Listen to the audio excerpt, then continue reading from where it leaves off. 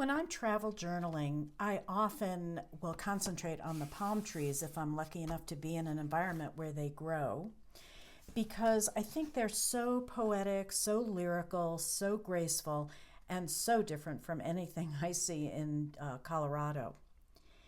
I'd like to share this demo with you and show you a couple of really simple approaches.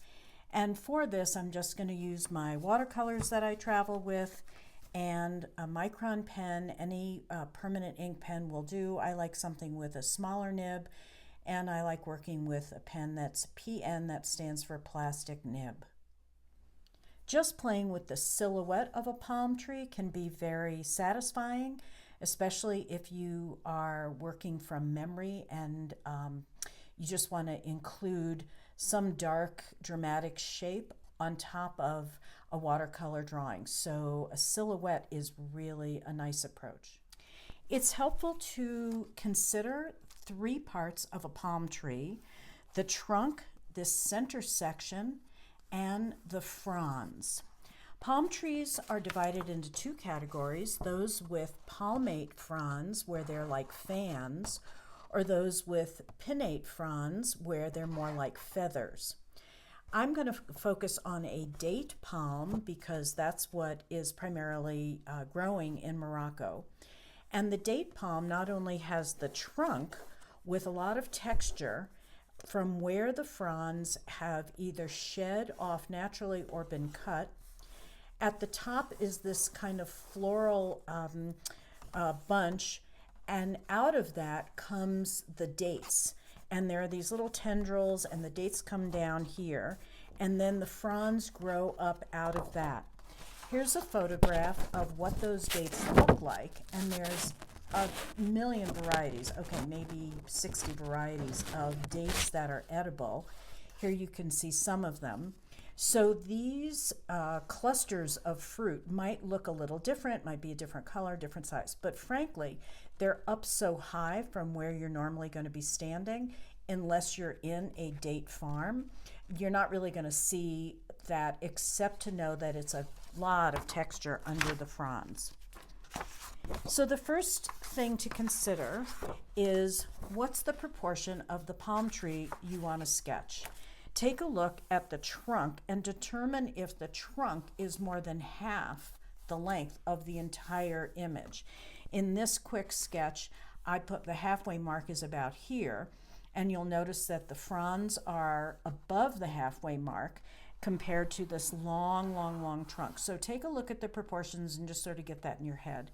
The other thing is that the trunk often is going to be slightly more narrow at the top. This doesn't hold for every palm tree, but most of them, they're slightly more narrow at the top than at the bottom. That also gives it a sense of perspective of it going farther away from you. And the other thing besides the proportion to consider are these three things. What's the overall shape? Where are the shadows? And what's the texture? So to start with, most palm trees, all the trunks, have to start a cylinder type shape. And now, how do we get that cylinder to look 3D? Well, in pen, you can add dots or stippling for that effect here. You could also do straight lines for hatches, but this is my favorite, the kind of scribbly line. So I would come in with a scribbly line after I've drawn the basic outline. And the other thing is, with any of these things in nature, they're not going to be solid and a straight line on the side. So I'm just going to add a little texture. And then I come in with a scribbly line, and to make it look more 3D, I want it a bit darker on one side than through the whole thing. And so I'm just using my scribbly line, and I'm going to get some texture coming across. And you'll notice when you're looking at a real palm that many of these textured lines create sort of a curved shape. And I can just wiggle my pen and not be too concerned. And that's how I'm getting a cylinder to look 3D. Now, that can be used on the actual palm.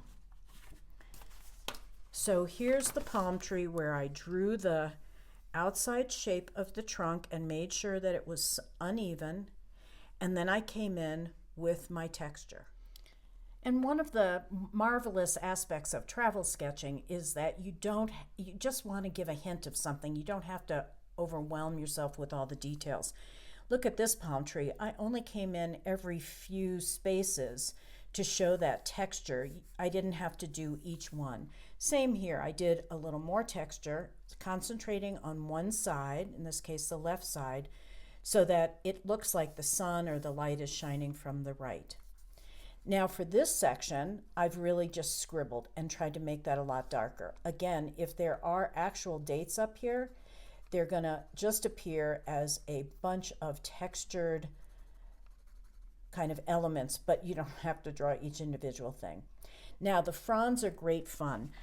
Again, most of the date palms that are in Morocco, they have the leaves or the fronds that come up with the individual leaves sticking out.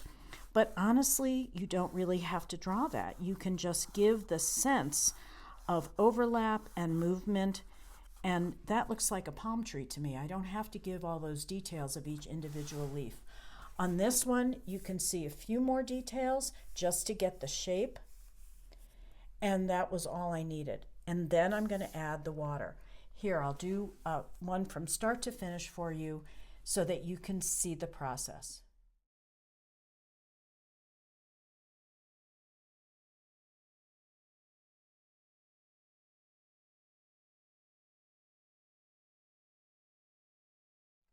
And there you go, palm tree in under 2 minutes.